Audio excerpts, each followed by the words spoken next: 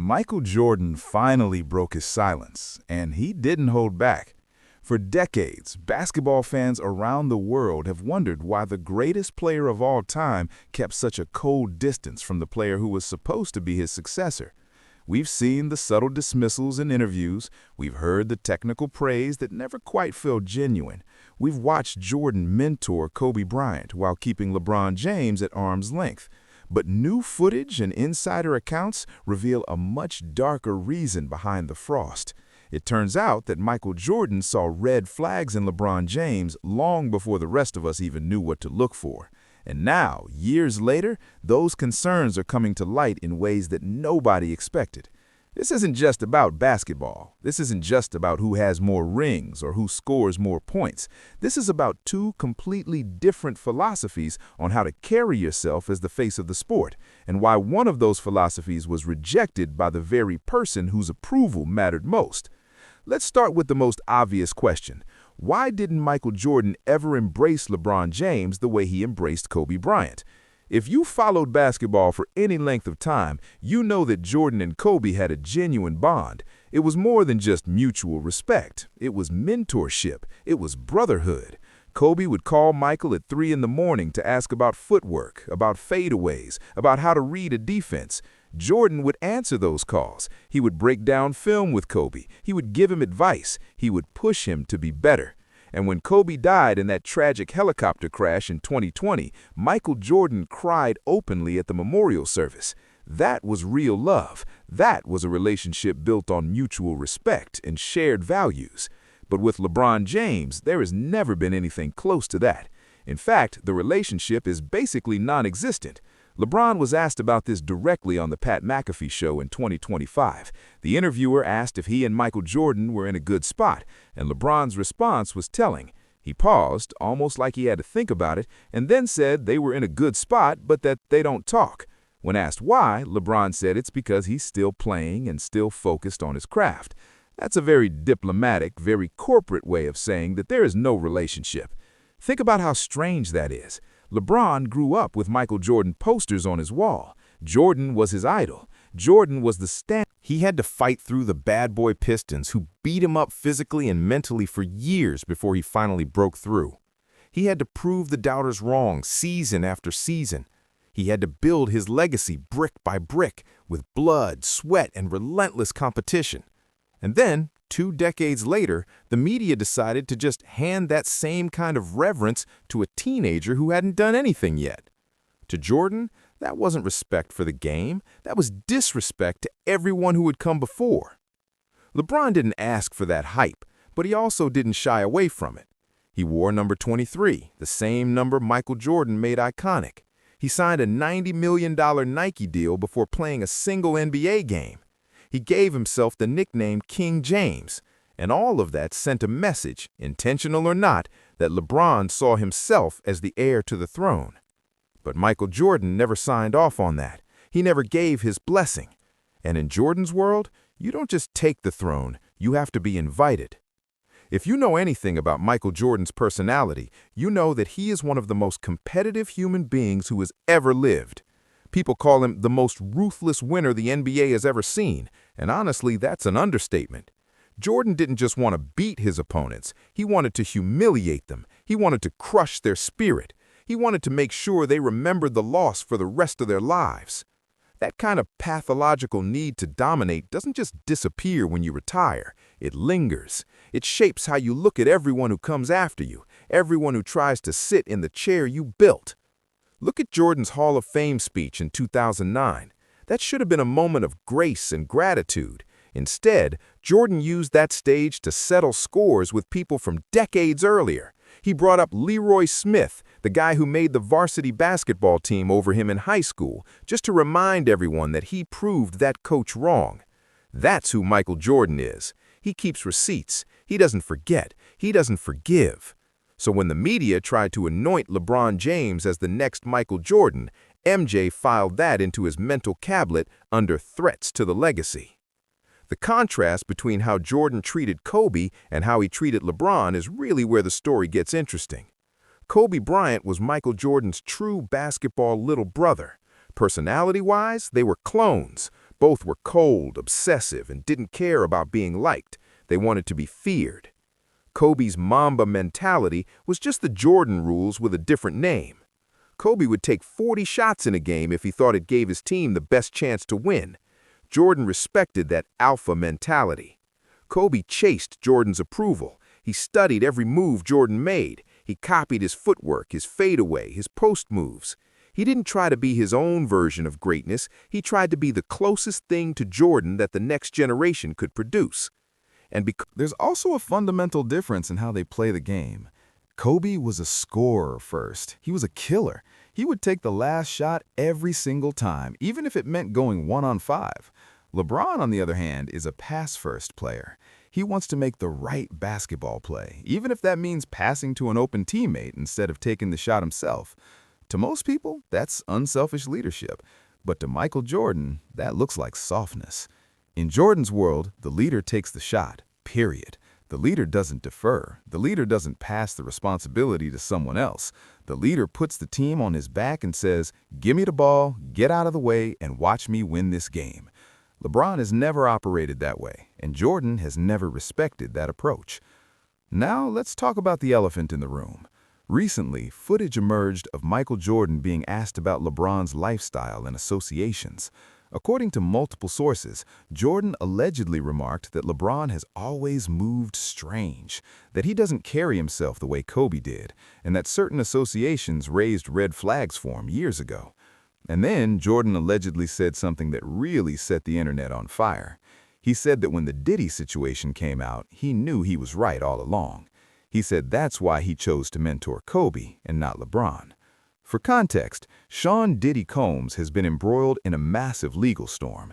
In 2025, he was convicted on multiple counts following years of allegations involving parties, misconduct, and a lifestyle that many people found deeply troubling. And there's an old clip that resurfaced of LeBron James on Instagram Live with Diddy, where LeBron says, "Ain't no party like a Diddy party." At the time, it seemed like harmless celebrity fun. But in hindsight, and especially through the lens of Michael Jordan, a man whose entire empire was built on discipline, control, and protecting his brand at all costs, that kind of association was a massive red flag. Michael Jordan doesn't do strange. He doesn't do parties that could compromise his image. He doesn't hang out with people who might drag his name through the mud. His entire career, both on and off the court, has been about total control. Control over his narrative, control over his legacy, control over who he associates with. And when he looks at LeBron James, he sees someone who didn't exercise that same level of caution, someone who associated with people and situations that, in Jordan's eyes, lacked the discipline and focus required to truly carry the torch. Now, to be clear, LeBron James has never been accused of any wrongdoing related to Diddy or anyone else. But Jordan's point isn't about legal trouble. It's about judgment. It's about understanding that when you're at the highest level of fame and influence, every association matters. Every decision you make reflects on your legacy. And in Jordan's view, LeBron made choices that showed a lack of the ironclad discipline that greatness requires. The internet took Jordan's alleged comments and ran with them. Fans started using it as evidence that LeBron wasn't refined enough for Jordan's circle. Even LeBron's defenders had to admit that when the greatest player of all time says you don't move right, it leaves a stain that no amount of triple-doubles can wash off.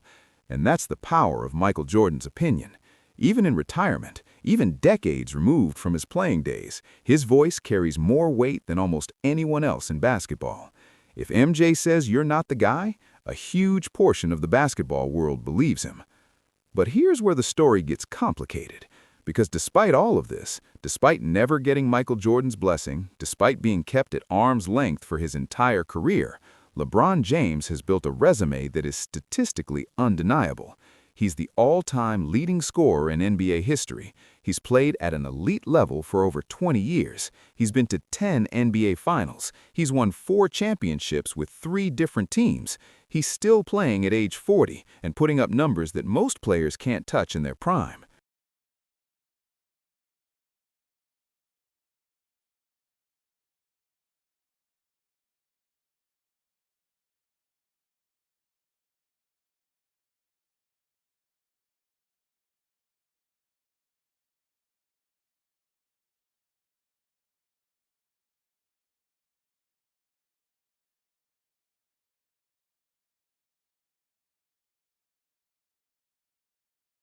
That's not just longevity. That's sustained excellence on a level the sport has never seen before. And that's probably Michael Jordan's worst nightmare. The idea that someone could take the throne without his signature on the deed. Jordan built the throne. He guarded the gate. He controlled who got to be mentioned in the same breath as him. But LeBron just built his own castle next door. And whether Michael Jordan likes it or not, LeBron's career has been so dominant, so long-lasting, and so statistically overwhelming that he's forced his way into the greatest of all-time conversation, despite never having Jordan's approval. This is a battle of philosophies. On one side, you have Michael Jordan, the ruthless, isolated assassin who believed that greatness required total domination, total focus, and total control. On the other side, you have LeBron James, the modern, empowered mogul who built his career on his own terms, with his own identity and his own definition of what it means to be great. Jordan chose Kobe as his successor because he saw a mirror.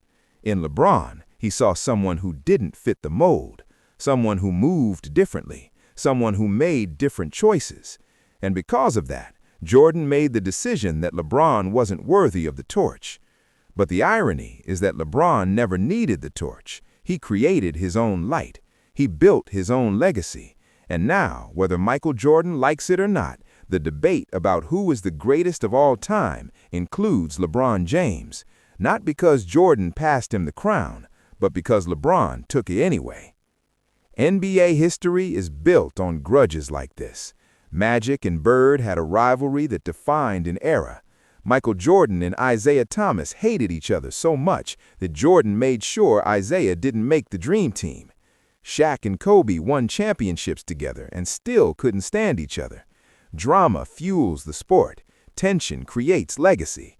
If everyone got along, basketball would be boring. We want the mess. We want the rivalry. We want the clash of egos and philosophies. And in this case, the tension between Michael Jordan and LeBron James has created one of the most fascinating storylines in sports history. The silence between them speaks louder than any interview ever could. Jordan gave Kobe his time, his wisdom, and his love. He gave LeBron nothing. And that absence, that refusal to acknowledge LeBron as a peer, has shaped how millions of fans view the greatest of all time debate. On one side, you have people who say that if Michael Jordan didn't pass LeBron the torch, then LeBron isn't the guy. On the other side, you have people who say that LeBron rewrote the rules and didn't need anyone's permission to be great. So who's right? That depends on what you value. If you value championships in a short, dominant peak, then Jordan is your guy. If you value longevity, consistency, and rewriting the record books over 2 decades, then LeBron is your guy. But one thing is certain, the fact that Michael Jordan never embraced LeBron James, the fact that he kept him at a distance, the fact that he allegedly pointed to lifestyle choices and associations as reasons why, that adds a layer to this debate that goes beyond basketball. It's personal, it's philosophical, and it's never going away. Michael Jordan built his empire on being untouchable, on being the standard that everyone else is measured against. And for 20 years, he's watched LeBron James chip away at that standard without ever bending the knee. That's got to drive him crazy. And based on the footage and the comments that have leaked, it's clear that Jordan's feelings about LeBron are more complicated, more personal, and more negative than anyone realized. Whether you side with Michael Jordan's ruthless standards or LeBron's record-breaking career, one thing is clear. This is the greatest Cold War in basketball history, and it's far from over.